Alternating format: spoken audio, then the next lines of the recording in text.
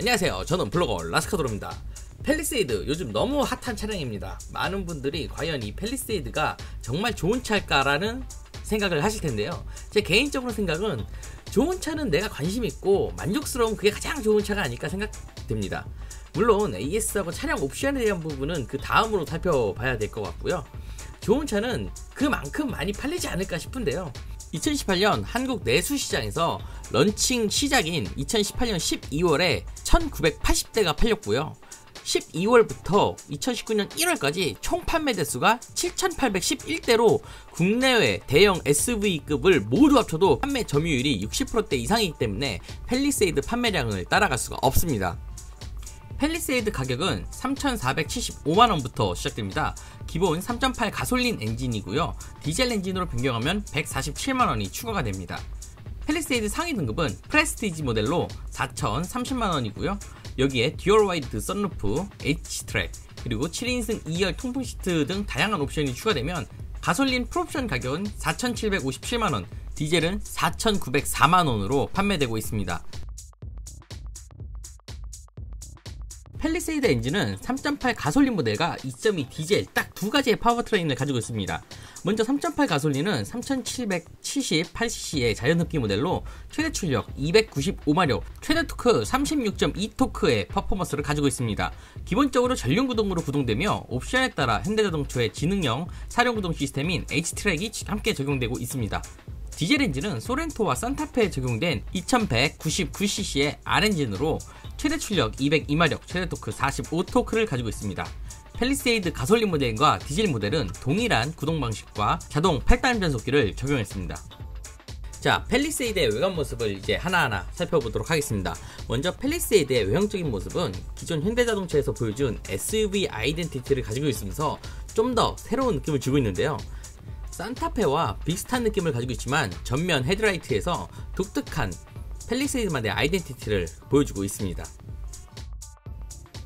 먼저 가장 눈에 띄는 부분은 바로 입체적인 크롬 메쉬 타입의 대형 캐스케이딩 그릴입니다. 기존 현대자동차에서 볼 수 있었던 캐스케이딩 그릴은 라인 부분이 되게 얇았는데요. 기존 현대자동차의 디자인보다 좀 더 두껍게 디자인한 것이 특징입니다. 세로 타입의 풀 LED 헤드라이트는 기존 현대자동차에서는 한 번도 선보이지 않은 스타일인데요. 산타페 분리형 헤드라이트에 세로 타입의 DRL을 넣은 느낌은 신선하고 새로운 느낌을 주고 있습니다. 다만 걱정인 건 페이스리프트나 차후 모델에서 어떤 모습을 보여줄지 디자인으로서는 상당히 부담이 될 것 같은 디자인을 가지고 있습니다. 4980mm의 넓은 전장 길이, 1975mm의 넓은 전폭은 팰리세이드의 풍부한 후드 볼륨과 함께 상당히 매력적인 모습을 보여주고 있습니다. 산타페 전장 4770mm보다 210mm 더 길어졌으며 1890mm보다 85mm 더 넓은 공간을 가지고 있습니다. 산타페와 사실은 비교하기 어려운 크기를 가지고 있는 모델입니다. 또한 7, 8인승 모델을 가지고 있는 팰리세이드 모델은 기아자동차 카니발과 비교한다면 전장 5115mm보다 작고 1985mm보다 전폭이 약 10mm 작은 크기를 가지고 있습니다. 9인승과 11인승을 가지고 있는 카니발과 겹치는 부분이 없어 팀킬은 피하는 전략적인 모델입니다. 팰리세이드 20인치 휠은 가솔린과 디젤의 디자인 차이가 없습니다. 팰리세이드 트윅스로 20인치 옵션 휠 두 가지를 각각 75만원에 판매하고 있기 때문에 차를 좀 꾸미는 사람이라면 옵션을 선택하는 것이 좋을 것 같습니다. 또한 트윅스 파츠에는 275만원 알콘 브레이크 옵션이 있는데요. 알콘 브레이크는 영국 브레이크 제조사로 F1과 같은 레이싱에 많이 사용하는 브레이크를 선택할 수 있습니다. 따라서 달리시는 분들은 꼭 선택하면 좋을 것 같습니다. 팰리세이드 리어 디자인은 개인적으로 저는 칭찬하고 싶습니다. 사실 저는 개인적으로 차량의 디자인을 볼 때 전면과 후면의 연관성을 좀 따지는데요. 앞부분을 굉장히 공격적으로 디자인을 해놓고 뒷부분을 순둥순둥하게 만든 디자인은 꼭 가죽 자켓에 찢어진 청바지를 입고 마지막에 슬리퍼를 끌고 다니는 느낌을 주는 것 같습니다. 하지만 팰리세이드는 전면과 후면 디자인의 연관성이 좋은데요. 전면에 너무나 강력한 인상인 세로형 헤드라이트에 DRL의 느낌을 리어 부분에서 유니크한 LED 리어 컴비램프로 적용하면서 전면과 후면의 느낌을 잘 맞춘 것 같습니다.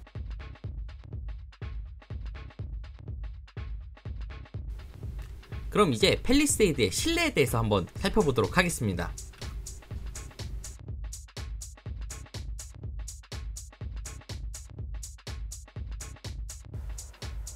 풀옵션 팰리세이드라고 보시면 되고요.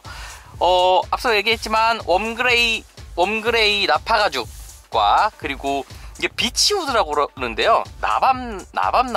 나밤나무인데 땔감용이나 아니면은 목공용으로 많이 사용한다고 하는데 실제 같진 않습니다. 플라스틱의 그런 느낌을 준 것 같고요. 그리고 웜그레이에 지금 보시면은 이 대시보드가 블랙같이 보이지만 이게 네이비 색상입니다. 근데 사실 제가 한 5일 정도 타고 다니면서 이게 블랙 색상이라고만 느껴지지 네이비 색상이라고 느껴진 적은 별로 없었던 것 같아요. 스웨이드가 적용되어 있는데 이게 알칸타라다라고 하시는 분들이 많으실 수 있지만 알칸타라로 이거 다 덮으려고 그러면은 가격이 꽤 나갈 겁니다. 그래서 이건 정확하게 현대에서도 옵션표에는 스웨이드라고 되어 있고요. 스웨이드가 처음에는 좋지만 이게 나중에 때가 타거나 뭐가 묻거나 아니면 차 안에서 흡연을 하시는 분들은 나중에는 이게 누렇게 변하기 때문에 관리적 면에서는 상당히 좀 어렵지만 고급스러운 부분은 상당히 괜찮은 것 같습니다. 자, 팰리세이드 스티어링 휠을 한번 살펴보겠습니다. 팰리세이드 스티어링을 살펴보면 다른 현대차와 크게 다름이 없습니다. 팰리세이드라는 이니셜이라도 여기 하나 박아준다면 좀 좋았지 않을까라는 생각이 좀 들긴 하는데요. 그리고 간단하게 패들 시프트도 있어서 스포티한 주행이나 아니면은 위급 상황에서 주행이 가능합니다. 근데 또 패들 시프트가 무조건 있어야 되는 이유는 이제 좀 이따 얘기하겠지만 기어 레버가 없고 버튼식으로 바뀌었기 때문에 패들 시프트가 존재를 합니다. 계기판은 7인치 LCD 계기판인데요. 제네시스 G70이나 G80 그리고 G90에 적용된 계기판과 동일한 계기판을 가지고 있습니다. 사실은 이 계기판 처음 나왔을 때는 나름 괜찮다고 생각했는데 저는 좀 바뀌었으면 좋겠어요. 옵션에 따라서 디스플레이는 8인치와 10.2인치가 적용되는데요. 보통 이제 사용하는 데는 크게 불편함은 없습니다. 기본적인 3분할 시스템을 가지고 있고 평균적으로는 거의 2분할 시스템을 거의 많이 쓰는 것 같아요. 2분할 시스템을 잘 쓰는 것 같고요. 좀 아쉬운 부분이 있다면 거의 다 터치로만 사용해야 된다는 점이 조금 아쉽기는 합니다. 제네시스 G90, G90 같은 경우에는 중앙에 이제 BMW iDrive처럼 이제 다이얼 방식으로 옵션을 선택하거나 아니면 내비게이션에 목적지를 입력할 수 있는데요.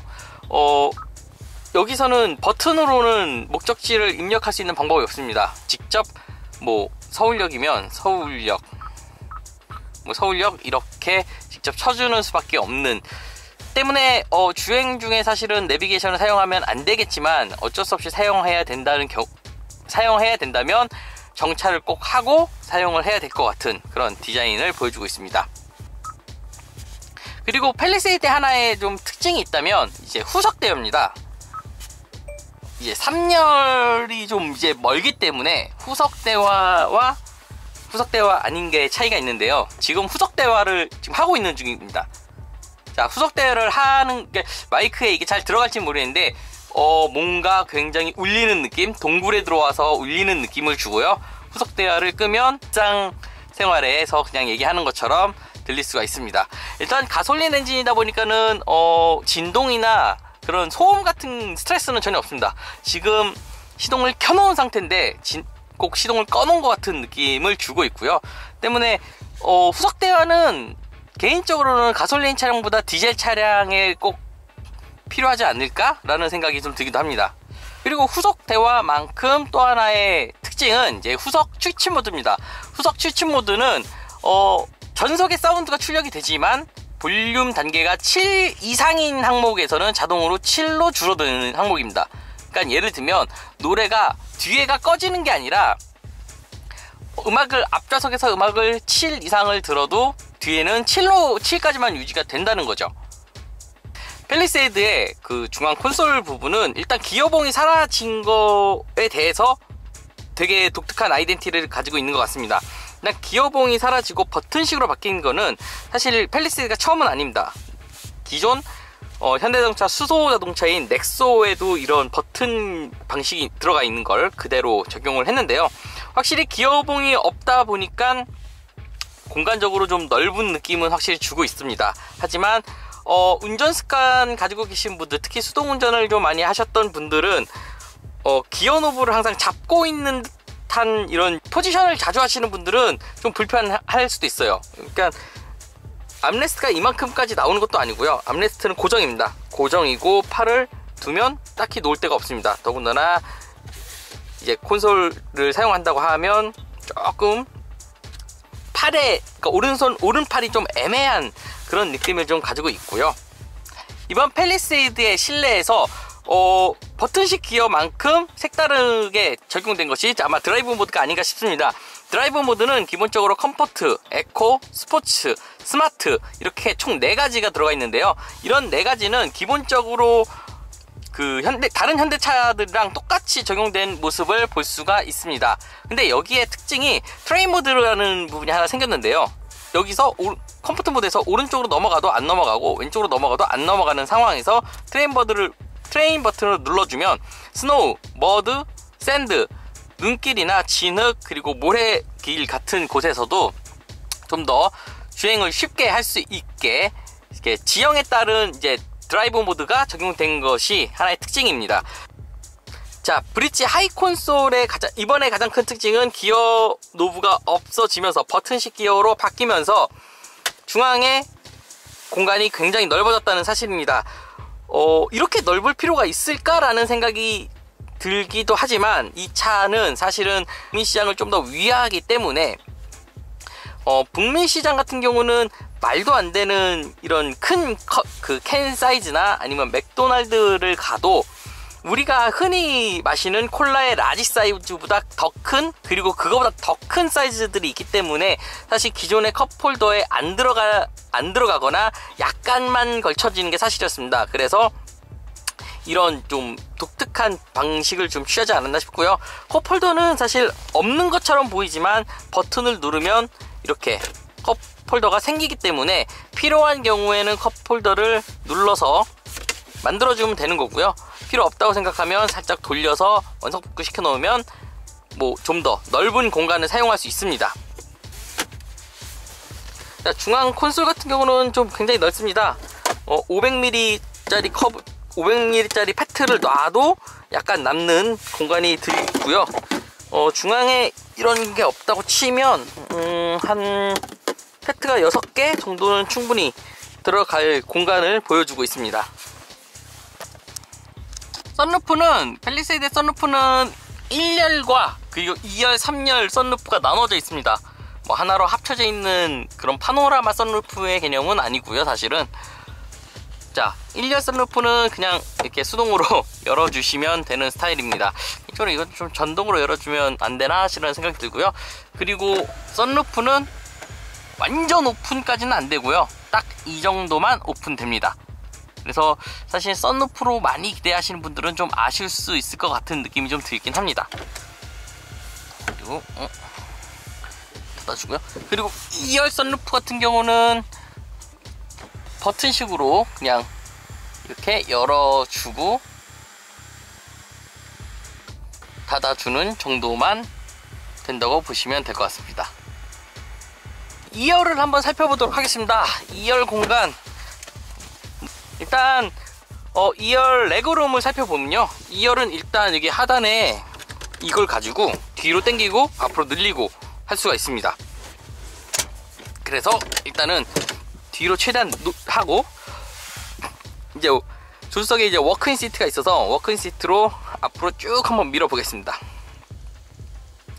앞으로 쭉 밀어 보면 공간이 상당히 넓은 공간을 볼 수가 있고요. 저 같은 경우는 키가 172밖에 안 되긴 하는데 넓게 뻗어도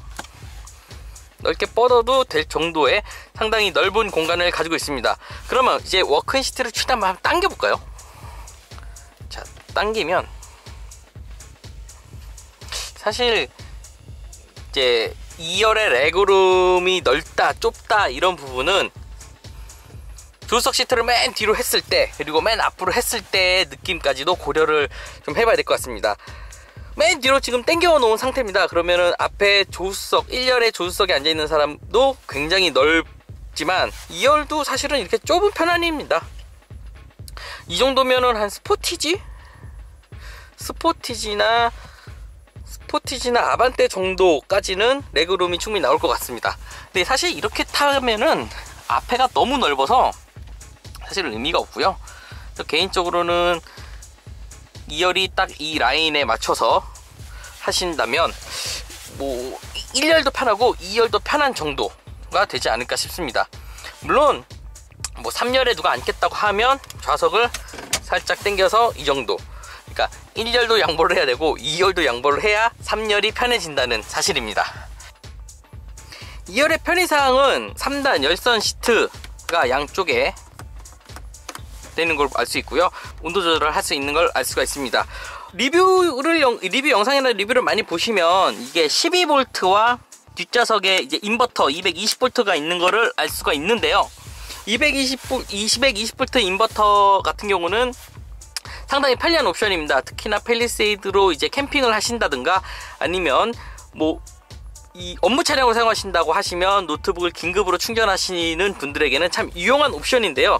이 옵션이 사실은 트윅스 라이프스타일 옵션이라는 걸 아셔야 됩니다. 일반적으로는 들어가지 않고요. 트윅스 라이프스타일 옵션, 그러니까 뭐 다른 옵션들랑 포함해서 59만원짜리 옵션을 적용해야 인버터가 들어간다는 사실입니다.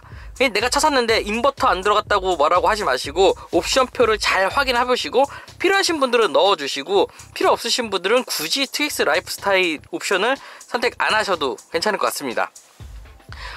이 뒷좌석을 보면 사실은 USB 버튼이 없어요. USB 충전할 수 있는 부분들이 없는데 기존에는 이 위치에 이제 USB를 충전할 수 있는 포트가 있었다면 이제 그런 포트는 이제 시트 뒤쪽으로 들어갔습니다. 시트 뒤쪽에 각각 한 개씩의 포트가 들어가 있고요.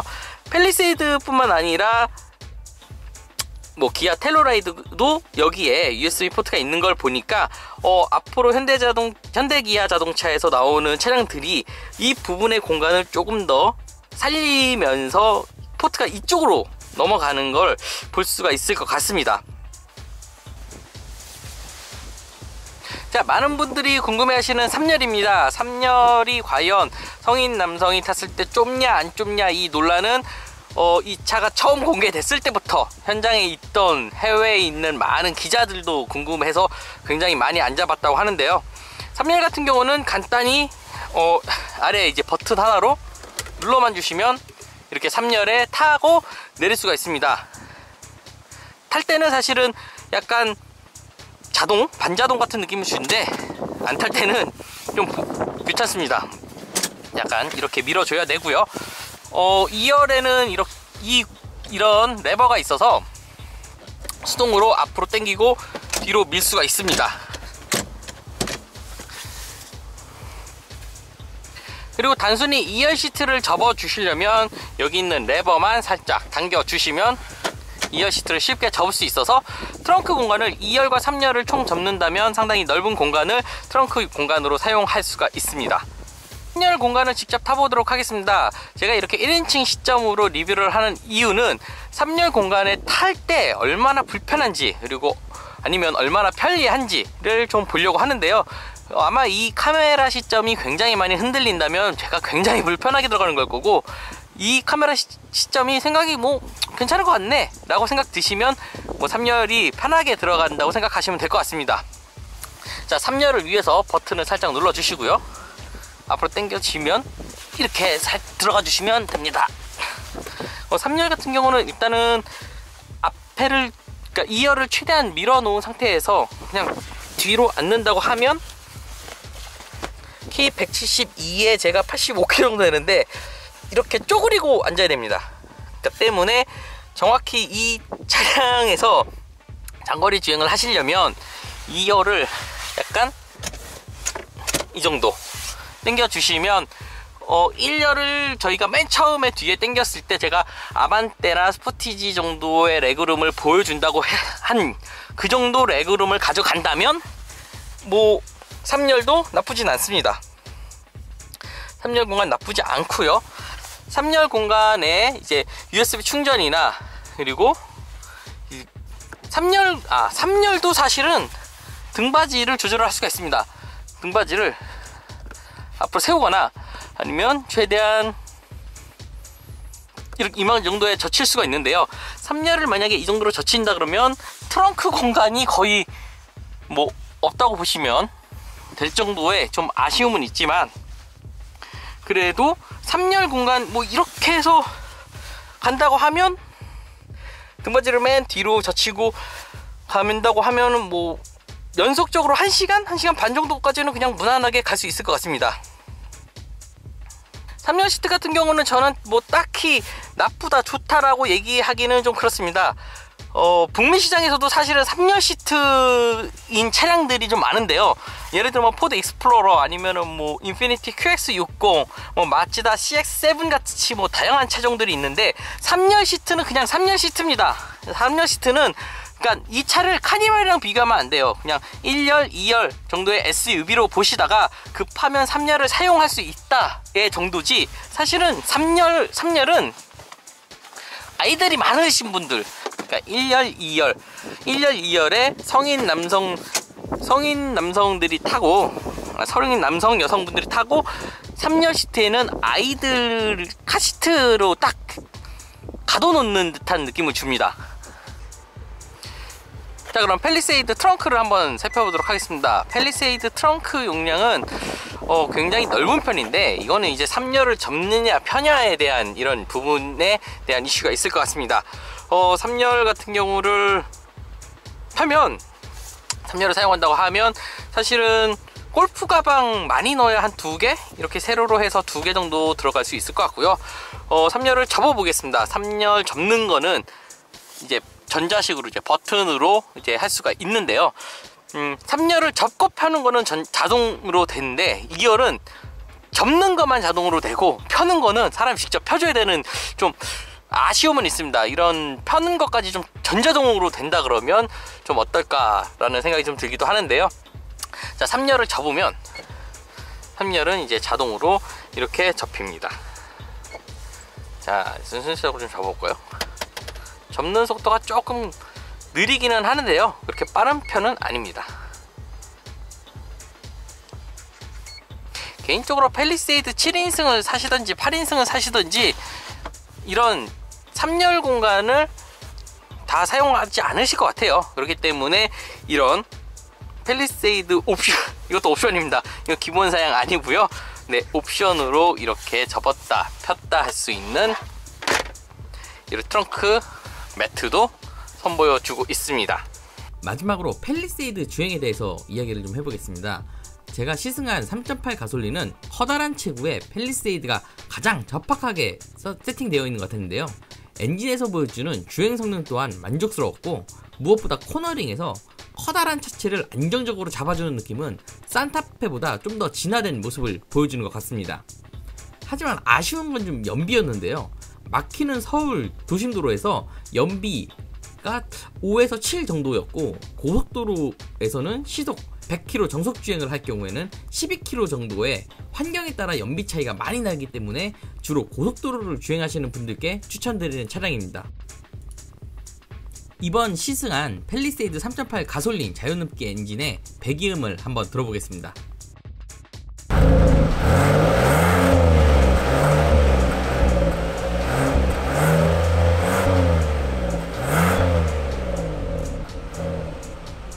팰리세이드 가속 성능은 어떨까요? 이번 시승을 하면서 2.2 디젤 모델과 달리기를 해봤는데요. 한번 살펴보도록 하겠습니다.